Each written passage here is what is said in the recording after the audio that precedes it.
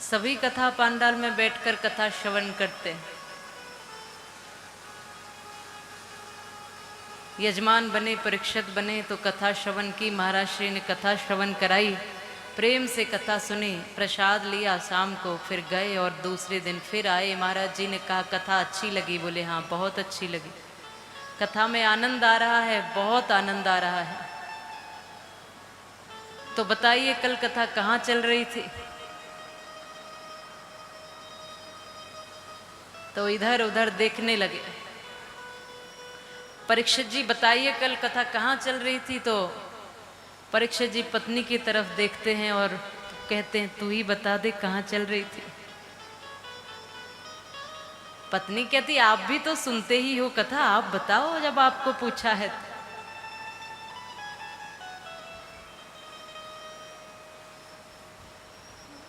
इसने बड़ा देखा, ध्यान से इधर उधर देखा, आगे पीछे दाएं बाएं सब तरफ देखता है, सोचता है और फिर एकदम से कहता है महाराज जी कथा कल मंच पे ही तो चल रही थी।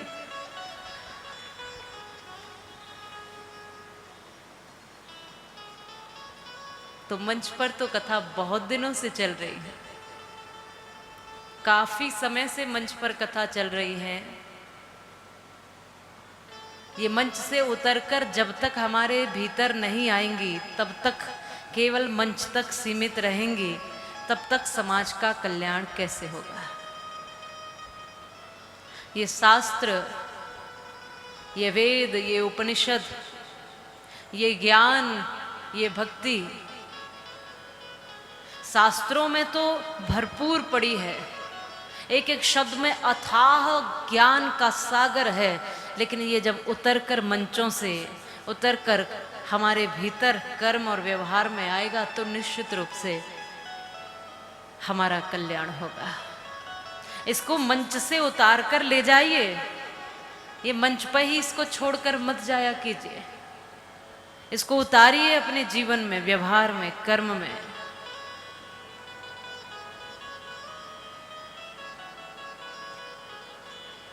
फिर आनंद होगा।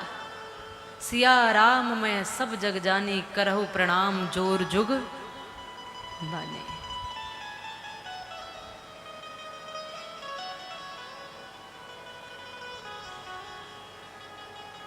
ये परिवर्तन की कथा है, कुछ बदलाव की कथा है। सानिध्य है मां भगवती की, और इनके सानिध्य में भी यदि हम ना बदले, इनके सानिध्य में भी हम कटु बने रहे, कड़वे बने रहे, झगड़ते लड़ते रहे, मन मुटाव करते रहे, एक दूसरे के प्रति द्वेष करते रहे, ईर्ष्या करते रहे, छोटी छोटी सी बातों पर उलझते रहे, तो इसका स्पष्ट मतलब है कि अभी माँ की सानिध्य मिली नहीं है, अभी कमी है, अभी अभाव है, अभी पूरा पूरा जुड़ाव नहीं बना है, अभी अभाव है। सानिध्य मात्र से ही जीवन बदल जाया करता है, इसका मतलब सानिध्य नहीं है यदि परिवर्तन नहीं है।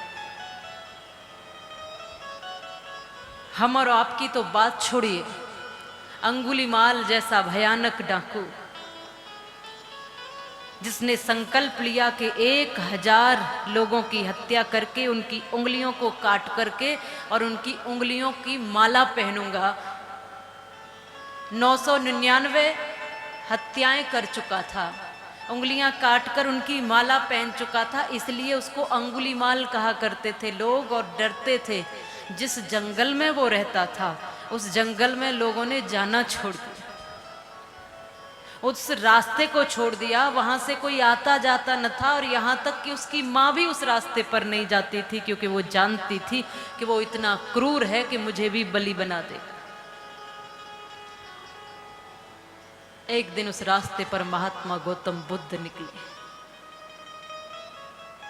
सबने कहा कि उस रास्ते पर मत जाइए, वो भयंकर रास्ता है, वहां एक डाकू रहता है अंगुलीमाल, वो बहुत खतरनाक है, मार देगा, वो किसी को नहीं बख्शता। और एक व्यक्ति और रह गया है उसके संकल्प को पूरा करने। 999 मालाएं बनाकर उंगलियों की पहन चुका है, इतने लोगों को मार चुका है, अब एक ही व्यक्ति रह गया है।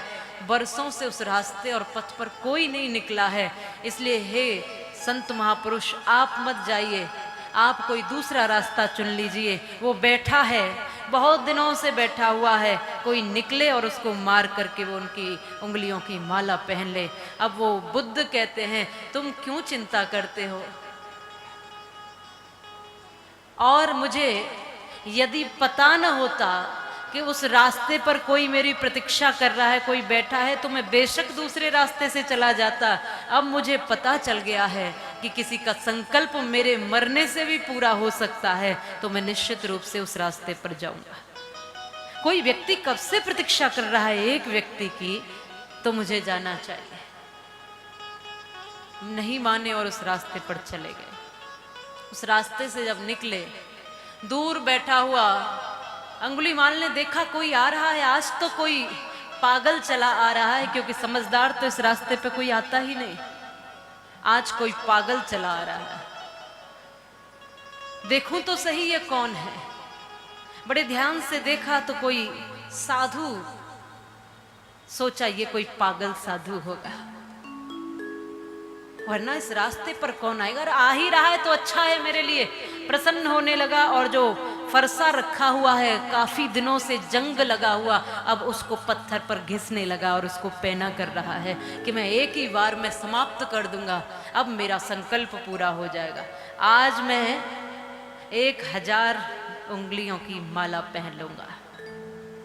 जैसे जैसे बुद्ध नजदीक आने लगे, ये धीरे धीरे अपने फरसे को पहनाने लगा और ये ध्यान से उस तरफ देखने लगा। ऐसा लगा इसको मानो कुछ बदल रहा है, कुछ परिवर्तित हो रहा है, कोई हवा का सा झोंका है जो इसके पास आकर के कुछ मन का बदलाव बना रहा है। और धीरे धीरे धीरे धीरे धीरे धीरे मन बदलने लगा।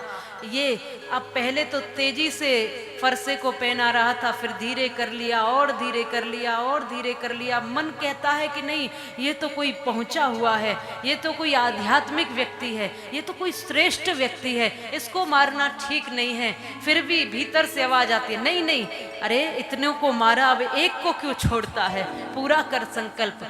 पुनः आवाज आती है कि इसको क्यों मारते हो, ये तो कोई पहुंचा हुआ साधु लगता है। जैसे जैसे पास आते गए गौतम बुद्ध, इसका हृदय बदलता गया और इतना हृदय बदला कि आज इसने कह दिया कि रुक जाओ वहीं पर, सावधान हो जाओ हे साधु, तुम जो भी हो वहीं रुक जाओ, एक कदम भी आगे मत बढ़ाना, नहीं तो बेमौत मारे जाओगे। ये किसी से कहता नहीं था कि रुक जाओ, ये तो सीधा फरसा मार के मृत्यु कर देता था। आज इसने इतना कहा कि रुक जाइए, एक मौका दिया, ठहर जाइए, इससे आगे मत बढ़ना और यहीं से वापस चले जाइए, इस रास्ते को पार मत करना। जैसे ही कहा कि ठहरो, आगे मत बढ़ो, बुद्ध ने कहा कि मैं तो बहुत दिन पहले ठहर चुका हूं, तुम बहुत आगे बढ़ चुके हो, अब तो तुम्हें ठहरने की आवश्यकता है, तुम रुक जाओ, तुम बहुत आगे बढ़ चुके हो। जे शब्द जैसे ही सुने, मैं तो रुका हुआ हूं, मैं तो कहीं चलता ही नहीं हूं, मैं तो अब कुछ करता ही नहीं हूं, जो कुछ करता है परमात्मा करता है, मैं कुछ नहीं कर रहा। मैं तो बहुत दिन पहले रुक गया, मेरा चलना बहुत दिन पहले बंद हो गया, मेरा सोचना बहुत दिन पहले बंद हो गया, अब तो मैं समर्पित हो गया हूं, तुम रुक जाओ, तुम बहुत आगे बढ़े हो। तुरंत फरसा छूट गया और चरणों में आकर गिरा और भिक्षु बन गया। किसी की सानिध्य बहुत कुछ बदल सकती है। अब मां भगवती की सानिध्य इतने दिनों से, इतने समय से है, अब हमें अपना मन बदल लेना चाहिए। बुरे से बुरा व्यक्ति बदल सकता है अच्छी सानिध्य से, और अच्छे से अच्छा व्यक्ति बदल जाता है बुरी सानिध्य से। जैसा करोगे संग वैसा बन जाएगा रंग और ढंग। उदाहरण के लिए आसमान से जब बूंद चलती है तो बड़ी सामान्य, निर्मल, पावन सी, कोमल सी होती है, स्पष्ट होती है, एकदम पवित्र सी बूंद जब आसमान से चलती है और नीचे धूल में गिरती है तो धूमिल हो जाती है। वही बूंद गरम लोहे पर पड़ती है तो जल जाती है, समाप्त हो जाती है। वही बूंद केले के पात पर पड़ती है, कपूर बन जाती है। वही बूंद सांप के मुख में पड़ती है तो जहर बन जाती है, वही बूंद जब सीप के मुख में पड़ती है तो मोती बन जाती है। बूंद बस वही एक ही है, वही बूंद थी, जहां जहां जहां जहां जैसा जैसा संग मिलता गया वैसा वैसा उसका रंग और ढंग बनता चला गया। प्रयास करो संग अच्छा बने, संगति अच्छी बने। बिनु सत्संग विवेक न होए। प्रयास करो कुछ अच्छा चिंतन करने का।